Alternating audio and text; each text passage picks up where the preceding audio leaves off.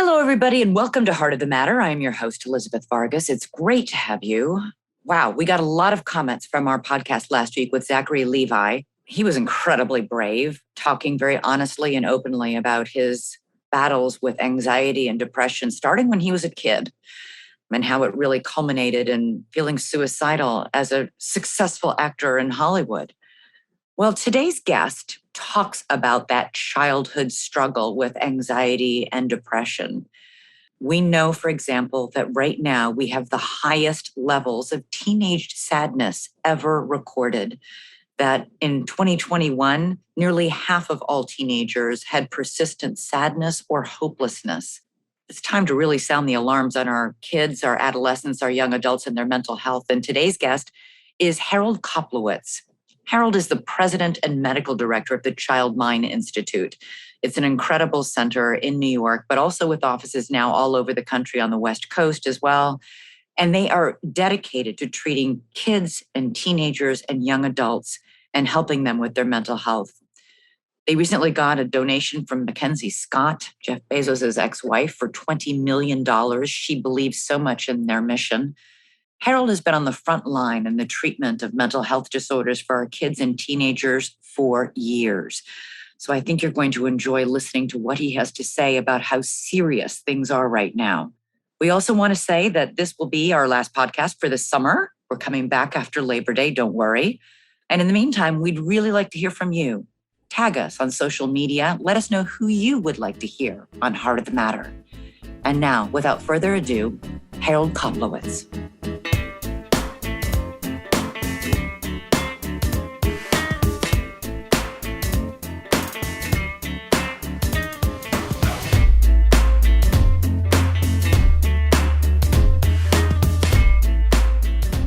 Harold Koplewicz, welcome to Heart of the Matter. It's great to have you. It's a pleasure to be with you, Elizabeth. And you know what? It's incredibly important we have you right now. I just want to read you some headlines from some recent, just in the last, I would say, month, 6 weeks, some recent headlines from newspapers. Teens in distress are swamping pediatricians. Hundreds of suicidal teens sleep in ERs every night. It's life or death, the mental health crisis among U.S. teens. 8-year-olds in despair, why the mental health crisis is getting younger, and where the despairing log on to learn ways to die. My God, these headlines, and these are just a handful, we are in trouble when it comes to our kids and our teens and our young adults and mental health. I agree with you. Our kids are not okay, and COVID has just made it worse. I think we should step back for a moment and just get some basic facts. The most common illnesses of childhood and adolescence are mental health disorders. 1 out of 5 kids have one of these disorders. And in fact, compared to 7 million kids who have asthma and 7 million kids who have peanut allergy and 200,000 that have diabetes and 15,000 that have cancer, 17.1 million children in the United States have a mental health disorder. So if you took all those others, asthma, peanut allergy, diabetes, and cancer, that's 14,215,000. And here we have 17 million. So that means that everyone listening knows and loves one of these kids. So if it's not your child, then it's your niece or nephew, or it's your best friend from college's child, or it's your child's best friend. So they are people who are struggling and suffering right underneath our nose. And that's before COVID. So before COVID, we had less than 9,000 child and adolescent psychiatrists in this country. We had less than 4,000 child and adolescent psychologists. In other words, people who actually trained in child psychology versus general psychology. And we knew that we didn't even have enough hospital beds for the kids who get that symptomatic that they need the safety of being in a hospital. And we knew all of this before COVID. And there's many reasons for it. Psychiatry and psychology don't pay as well as other procedure-driven specialties. Mm-hmm. A hospital that has a liver transplant unit versus a child psychiatric unit is going to make a lot more money on those transplants. Cancer makes more money in a hospital. So there's economic reasons why a lot of those services aren't available. But the suicide rate and the suicide attempts went up precipitously about 5 years, the 5 years that preceded COVID. So from around 2007 to 2018, we saw an increase from 600,000 attempts every year that landed up in emergency rooms to 1.2 million. That means one every 30 seconds, Elizabeth.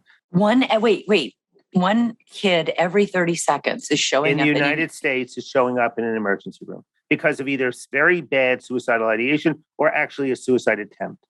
And we went from a death rate of 5,000 young people dying from suicide to 6,120. Just imagine that increase if that was an increase in cancer or an increase in seizure deaths or an increase in traffic deaths. That would be on the front page of every paper. So none of that really alarmed us before COVID. And then COVID came around, and we know that COVID has been awful for everyone's mental health. It doesn't cause mental health disorders, but it certainly takes the children who were struggling before, who weren't getting any help, and made them more symptomatic. Kids who lost their routine of going to school, of waking up at a certain time, of moving from one class to another, socially anxious kids who struggled with social interaction, but now were at home, so they weren't struggling as much, but now they're back in school, so they're struggling even more. Kids who had depression before, certainly poor kids, Black kids, kids of color, all struggled more because of the way school worked for them. They were much less likely to get synchronized, Zoom learning. So a bad situation has been made horrific. And some of those headlines show it. You go to an emergency room, there's no bed for a kid who has a psychiatric disorder, and they stay locked. They literally, some of them get handcuffed to a stretcher because they don't want them hurting themselves, but they're there for 2, 3, 4 days while people are looking for a bed.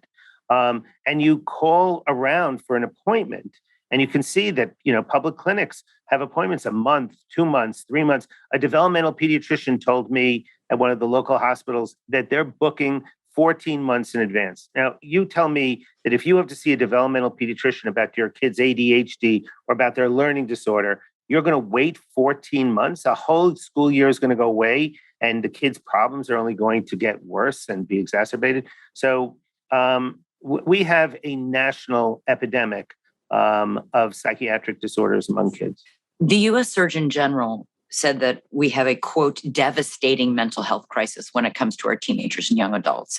And you say that this was actually already an issue pre-pandemic, and it's obviously been exacerbated in the pandemic. So let's break all this down. First of all, when we just talk about the pandemic and all the anxiety and depression that everybody across the spectrum, no matter how old or how young you are, is grappling with, are teens and kids and young adults more vulnerable to the consequences of anxiety and depression, more likely to be severely anxious or severely depressed than adults?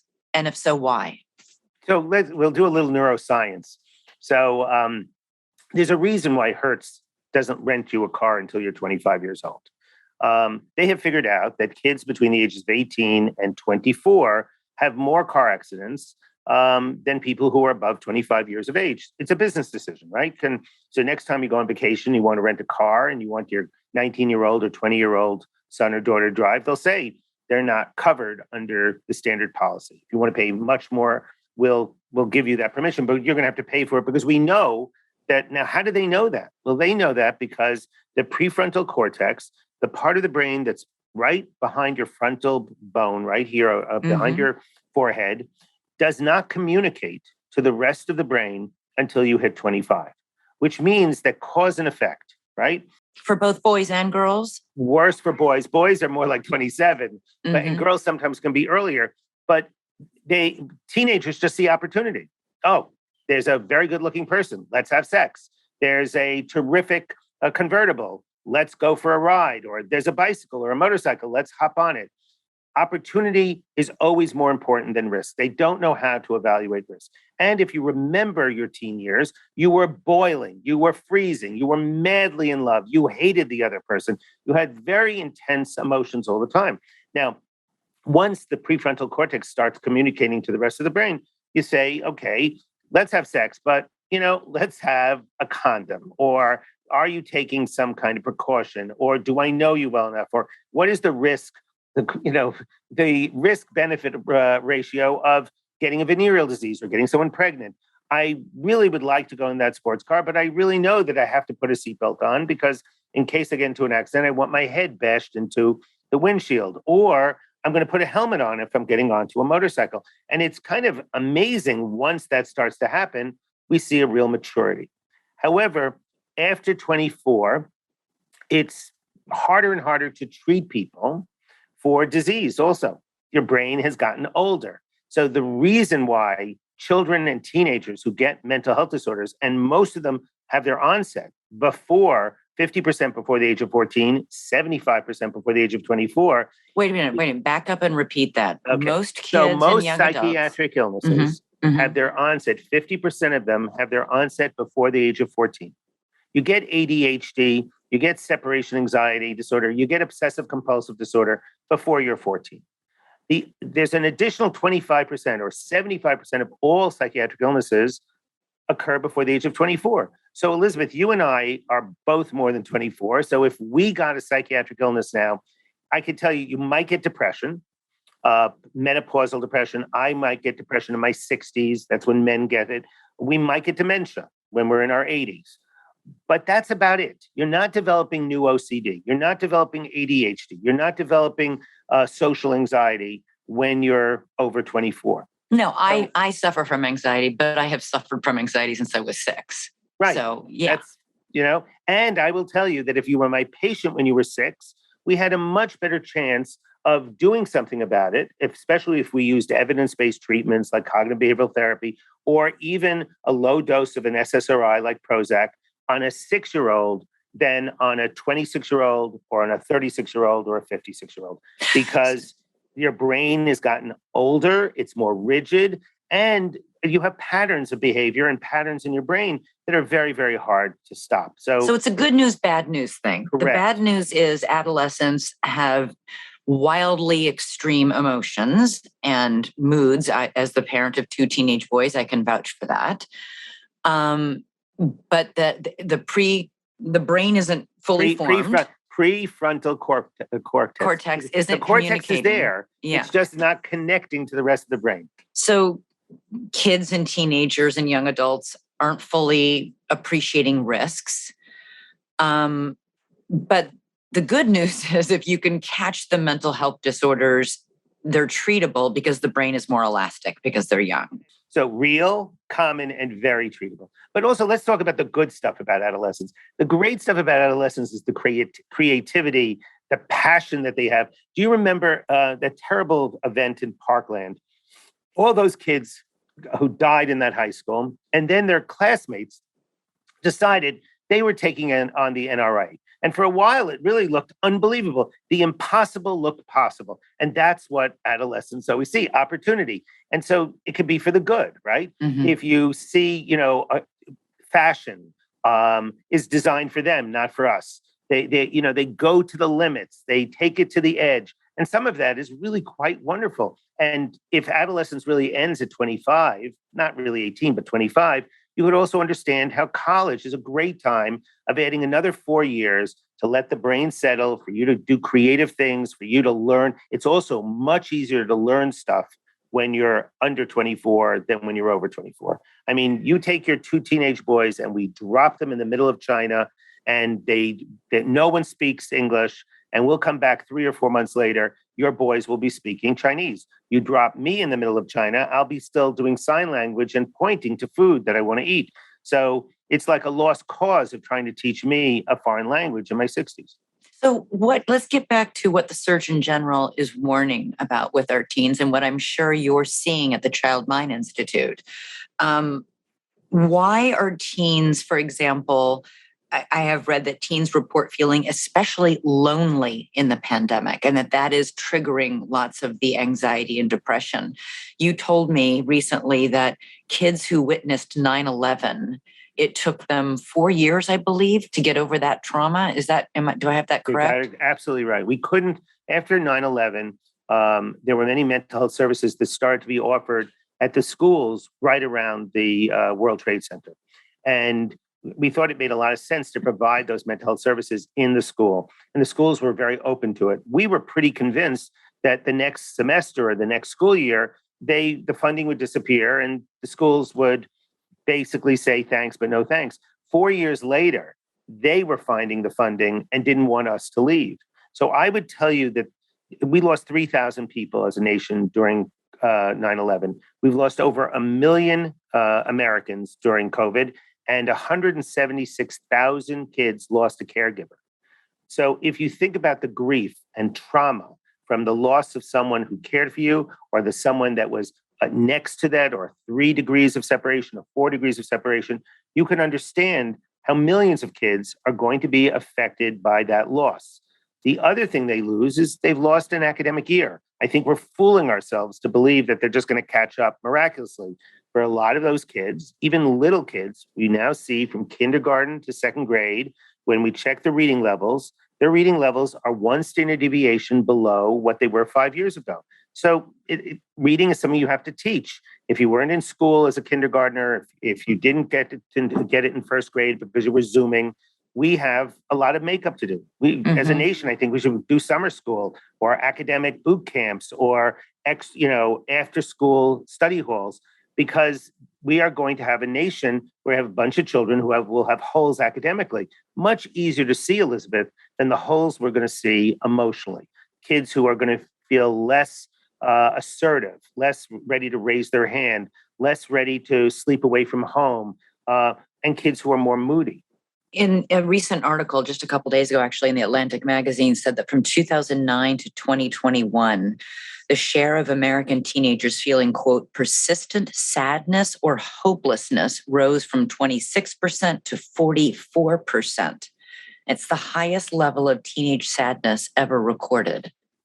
And it's really, think about it for a second. Adolescence is a tough time. There are 5 things that you're supposed to do during adolescence. Adolescence starts the minute puberty starts. So puberty, could be pigmented pubic hair for boys. It could be breast buds for girls. So it's very subtle, right? Mm-hmm. And now you have about 12 years, right? From 11 to 24, 12 to 24, to accomplish adjusting to the physical signs of puberty, hair on your body, body odor, menses. These are things you have to adjust to. Number 2 is you have to separate from mom and dad. You don't walk out of the house, but you do start flirting with ideas that maybe they don't like. You want to have an earring, or you want to have long hair, or you want to be a Democrat, or you want to be a Republican, or you like music that they can't stand. You separate. And as you get to 24, you're comfortable with that separation. You don't have to live next to each other. You don't have to speak 5 times a day. But when they come to town, you don't have to leave town also. So you have a good separation.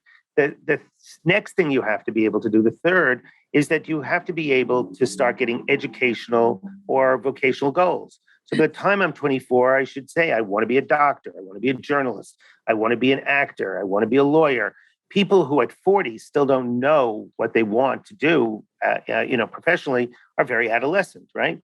And the next task is to develop a social network. And you start seeing this even in 7th grade. You sit at a lunch table with other people who love baseball, or you sit at a lunch table where everyone is very studious, or they're, the geeky kids or the hot kids. It doesn't really make a difference. You find your group. If you saw the movie Dear Evan Hansen, that feeling where Evan's coming back to school after summer vacation and feels totally isolated from everyone else, that feeling is actually a universal feeling, but most of us are able to get over that feeling and find that group. And that social network becomes very important because you're able to really be intimate with them, not necessarily physically, but emotionally. I'll tell you a secret. You'll tell me a secret. I won't judge you on it. And some of those people can become lifelong friends. The last thing is you have to figure out what turns you on physically, sexually. You don't have to have sex to know that, because the largest sex organ in your body is between your ears. It's your brain. So what is turning you on when you think about it? And you have to become comfortable with whatever that is, whether it's straight, gay, bi, trans. That's a lot of stuff, especially when hormones are throwing themselves all around your body. Your body seems to be changing every day, and your brain is changing also. So on a good day, adolescence is trying. On a bad day, like COVID, which went on for 2 years now, and you don't have the routine, you don't have the drama club, you don't have the tennis team, you don't have the football team, you don't have those structures that make it easy. You don't even have 2 shy kids sitting next to each other in class who whisper to each other, I don't understand what's going on, or isn't that teacher just the biggest jerk ever? you lose all of that, and you could understand how loneliness is going to increase. So, what's the solution to that? I mean, and why is the loneliness persisting even though schools are opening back up and kids are going back? In other words, we're no longer locked down, we're no longer Zoom schooling. Kids are going back. Why are we still seeing these astronomically high levels of loneliness and anxiety and depression? So I would tell you that it's not that quick. It's not turn it on, turn it off. Certainly the kids who had that social anxiety, the kids who are pathologically self-conscious, don't know, am I using my hands too much? Are people judging me because of that? Am I not sitting up straight? All that things that are in these kids' head, which basically freezes them. Mm-hmm. For those kids to go back to school is a very anxiety provoking. They can't wait for school to end again, because it took them a while to get, the best treatment for this is called exposure response prevention. And the exposure is attending school.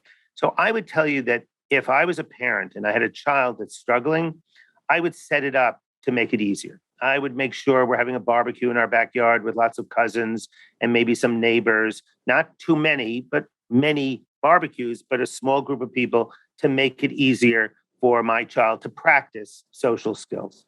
I would, if that doesn't work, I would go to church or a synagogue, and there's all these youth groups. And again, something protected, something small to get my son and daughter to practice, and to also say there's no permanent record card here. We're just practicing, Mm-hmm. I would also practice at the table.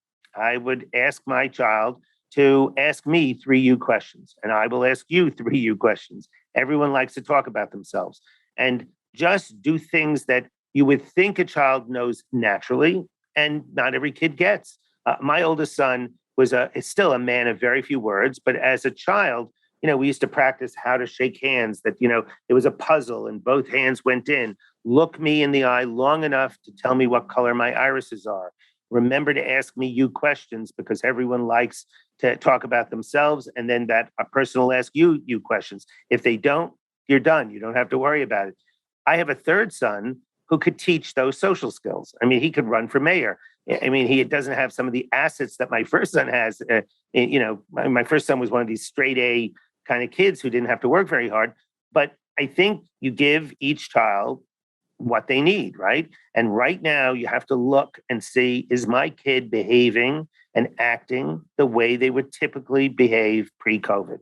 Are they passionate about baseball? Are they really interested in the TV programs they used to be in? And I would force conversations in the way that you would lean into a client. So, find out what they're interested in, and then find out if you can talk about that. Make sure you're watching a TV program they're watching. Make sure you're following the team that they're following, so that you can ask the right questions. And don't ask questions that are, how was school today? You're going to get good or bad. What was your favorite? What was your favorite part of school today? What was the worst part of the school day? I remember I used to ask my kids, what did you learn today? And most of the time they would say nothing. And since they went to private school, I said, I'm going to have to call tomorrow. I want a refund. I am paying a lot of money. And if you learn nothing, okay, Dad, okay, cut it out. We had a discussion about something. And it was not only that I was interested, but I wanted that give and take. And sometimes that means that I have to tell them what was the worst part of my day. But these are great skills for teenagers who may be struggling with these issues, but where the issue isn't quite yet serious. Correct. And for those kids, I mean, we know that more than 1 in 4 girls have reported seriously contemplating suicide during the pandemic. Nearly half of LGBTQ teenagers have contemplated suicide during the pandemic. And even it's not just a matter of we're finding it more because we're asking about it more. The objective measures of teen anxiety and depression are also up: eating disorders, self-harm, teen suicide. So there are plenty of blinking red lights warning that we have an issue here. Right. So I think that parents, again, have to be aware of who their kid is. Is their child sleeping properly? Or are they having difficulty? Is their appetite increased or decreased? And to be able to say, I read this article that so many teenagers are thinking about hurting themselves. Have you ever thought about that? Can you imagine? It's a very hard conversation. And if they say yes, and you say, that's worrisome, how often does that happen? I mean, have you talked to anyone about it at school? Why don't we go and talk to your pediatrician about it, or why don't we go get a mental health professional to talk about it? Because that bothers me that you're in that much pain, and as your parent, I'm here to make sure that you don't have to suffer. And I think that parents have to be better informed today than ever before. Well, they also have to be better informed because they're on their own to a large extent.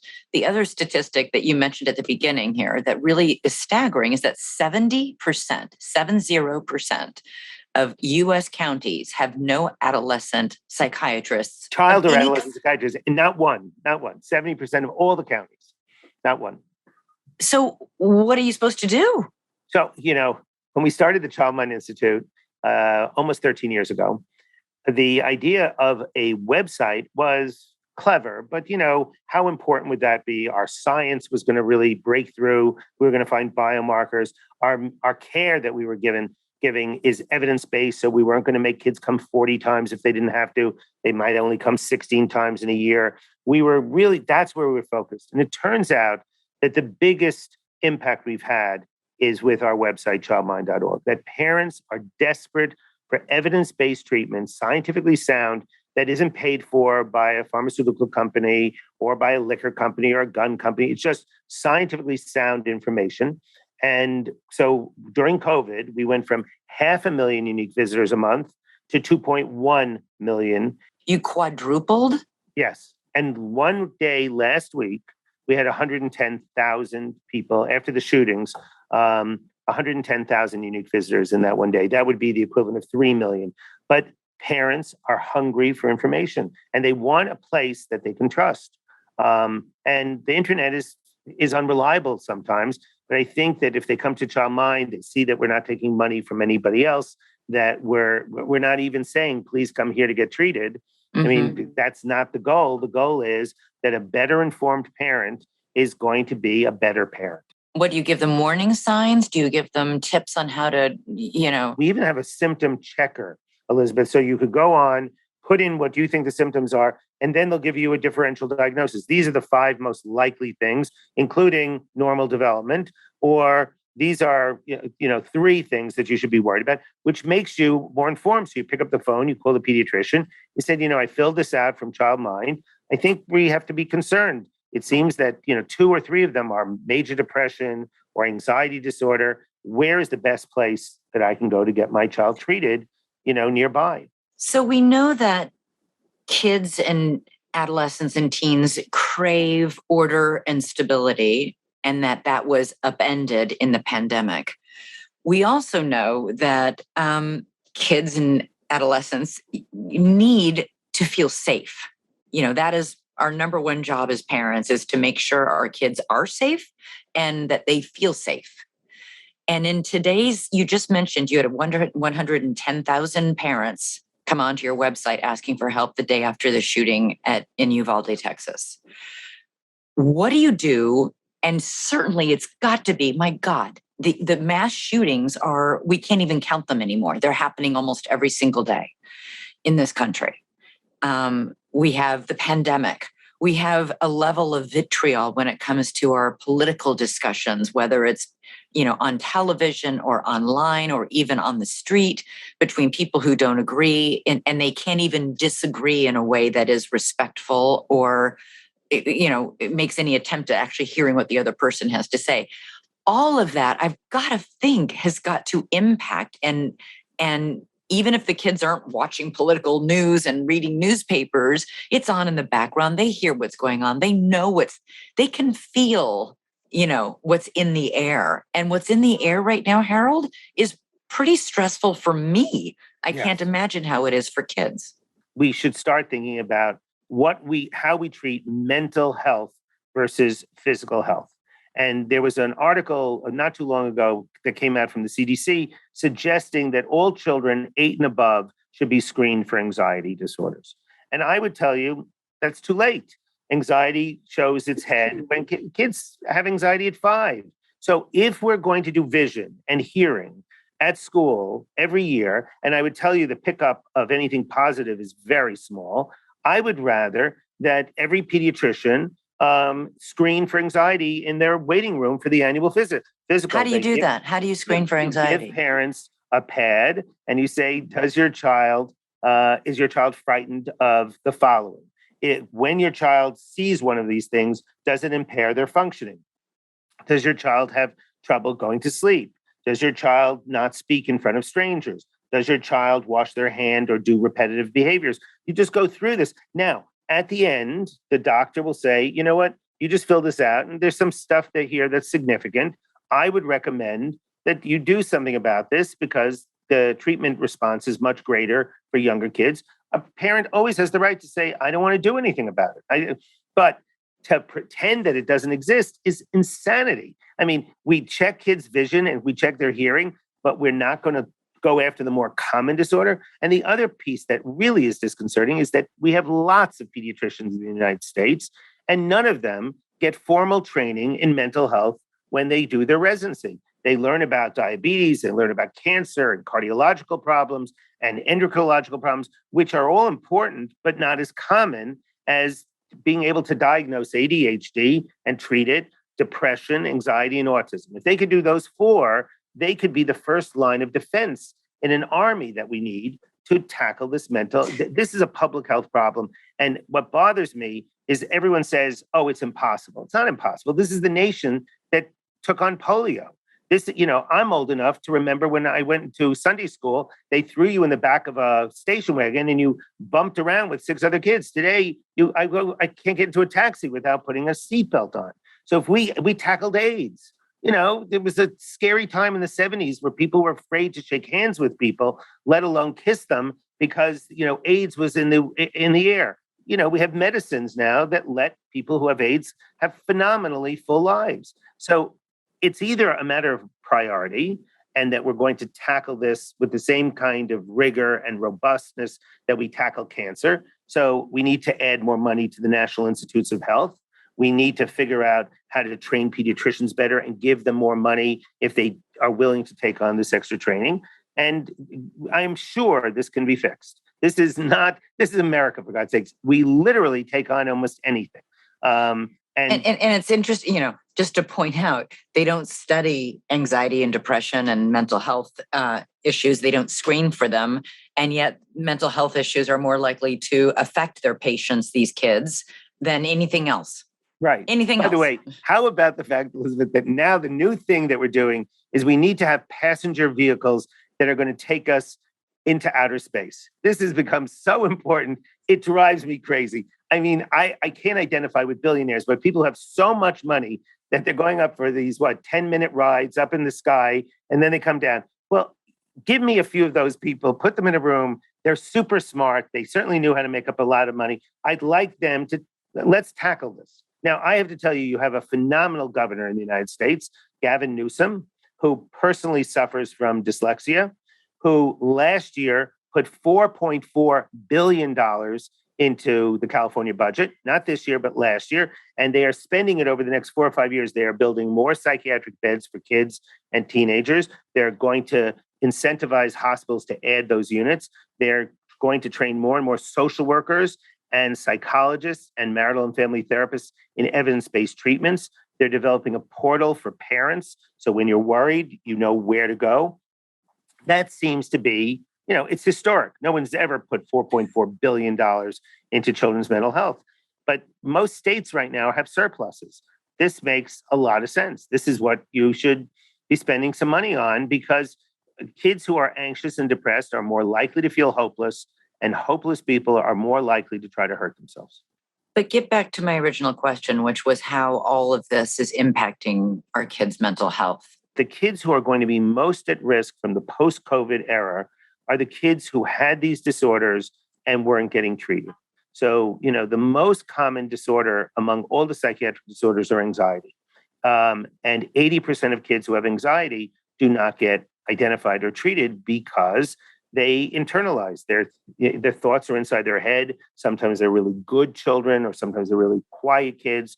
The kids who get most treatment are the disruptive kids, the kids who have conduct problems or ADHD. They're very noisy, and so therefore they get attention.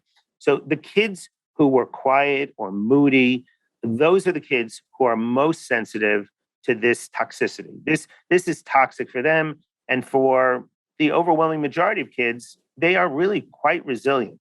And they just go through it. They power through it. And it doesn't affect them. But that doesn't mean that as a parent, we shouldn't be screening. We shouldn't be asking questions. We should be watching our kids sleep, their appetite, their joyful activities, and how they're performing in life. Those are things that are telltale signs that maybe my kid has one of these disorders. Wait, with a lot of people, there was a lot of discussion during the pandemic, thank God for the internet, because we could all work through Zoom and connect through, Zoom meetings of different kinds. Our kids could go to school on Zoom. But, there's the good side and the bad side. There's also, for our kids, the only way they could connect was on social media. Right. And we have seen as a result of that, literally all the other socialization fell off entirely during the lockdown and during the first year of the pandemic. And it may be coming back now in fits and starts for everybody. But we do know statistically, we've seen hearings about this on Capitol Hill, about the impact of social media on our kids' brains, on girls in particular, which is, it's pretty amazing. 1/3 of teenage girls said Instagram made them feel worse. Talk about the fact that thing that, got us through the pandemic and connected us in ways that we couldn't and connect in person has a real downside and a dangerous side if for some kids. Well, I have to tell you, we can't prove cause and effect, but there's definitely a correlation in the fact that the use of the internet jumped in the 10 years before COVID hit, right? And that's exactly when we saw more suicide. We saw more suicide attempts, more suicide completions. So, we didn't change the water supply. We didn't change the telephone poles or the telephone wires.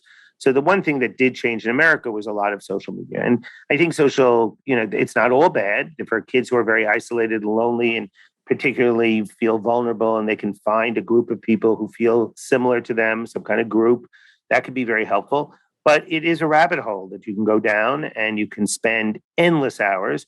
And we have done a study recently during COVID that there are a group of kids who have something we call problematic internet usage. And they use the internet and social media about 8 hours or more a day. And that if they had a pre-existing depression or a pre-existing ADHD, their symptoms got worse. Now, what would really surprise me is it didn't make anxiety worse. It would seem to me that it would, but the science didn't prove that. So that means that if you have a child, you have to be aware of how much time they're spending on the internet. There has to be times, first of all, at bedtime that you're going to have to take your kid's laptop and phone and maybe, take the computer out of the room, that there's got to be 8 hours of no internet. At what age do you start doing? I mean, I did that with my kids, but once they got to be like in high school, my confiscating the electronic devices at bedtime, I couldn't do it. Right. So then you have to have because he's doing homework, on his laptop. Right. But then you have to discuss, what time are you turning that computer off, or what time is your house turning the Wi-Fi off? Because it's very addictive. I mean, it reminds me of Netflix. That I tell everyone that self-care is childcare, and that the first thing they have to do is they have to sleep at least 7 hours as an adult. They have to eat something green. They have to go take a walk every day or do something physical. And they also have to do some mindfulness or spirituality. And during COVID, that became very difficult. And post-COVID, people are just more lethargic. So it's very easy to sit in front of the TV at 11 o'clock and watch one more episode or just one more episode of whatever you're watching. Yeah, guilty as charged. And now it's 1 o'clock. It's not 11 o'clock when you go to sleep. So I would tell you that kids don't have that self-control, and you have to have a discussion with them to say, this is what we're going to do. You also have to model. I think most of us have to go on a social media diet.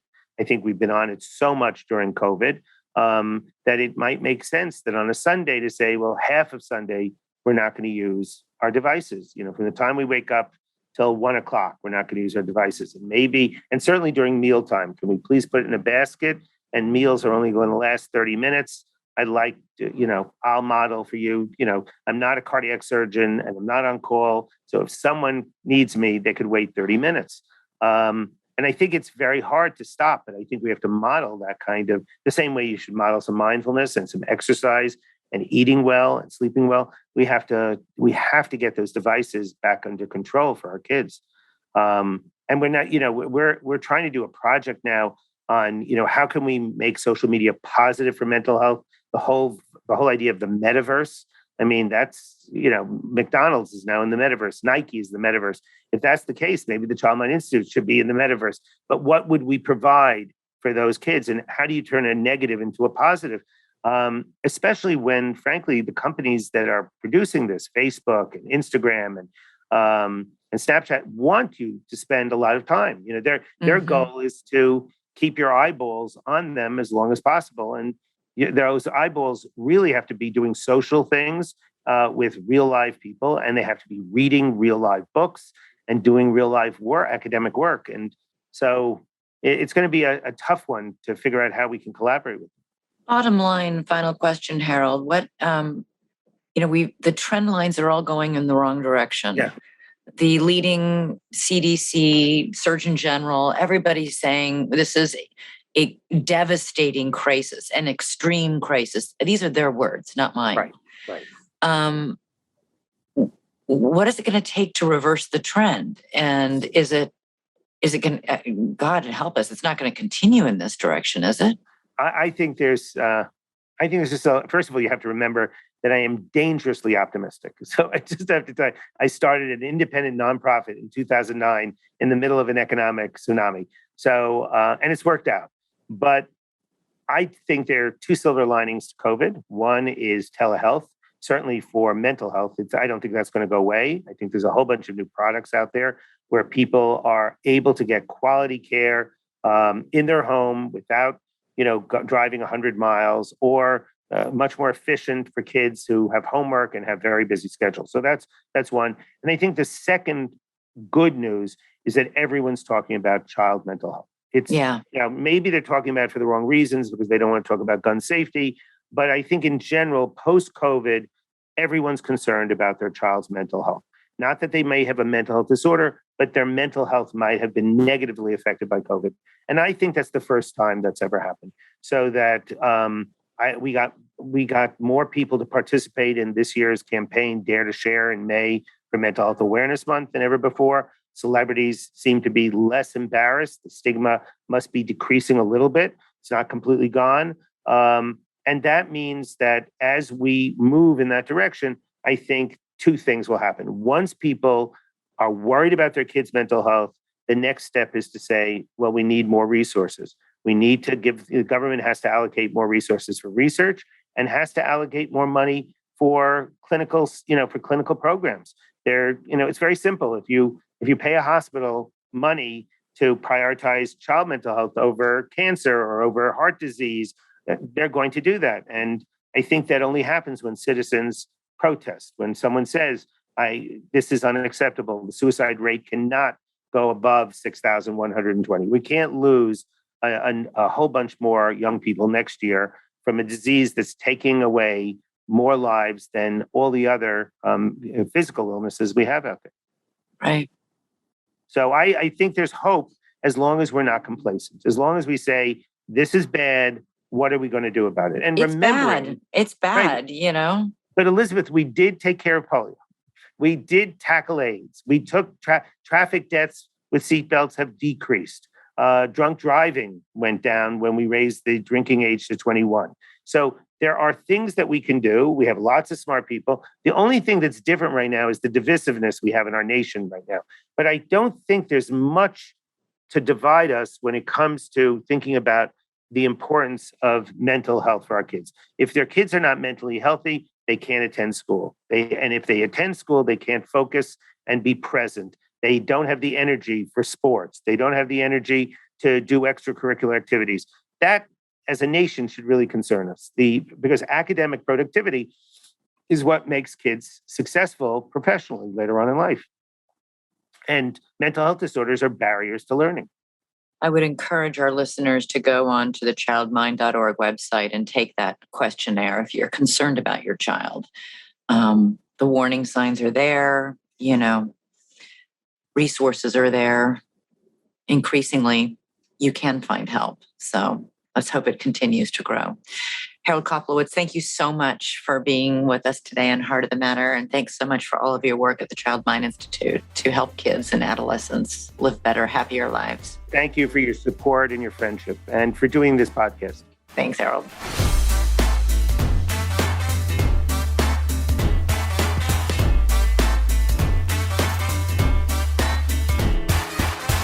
Thank you so much for listening today to Heart of the Matter. You can find this podcast on Apple Podcasts, Spotify, and on our website at drugfree.org/podcast. And as a reminder, if you need help with a loved one who is struggling with substance use, you can text 55753 or visit drugfree.org. We'll talk to you soon.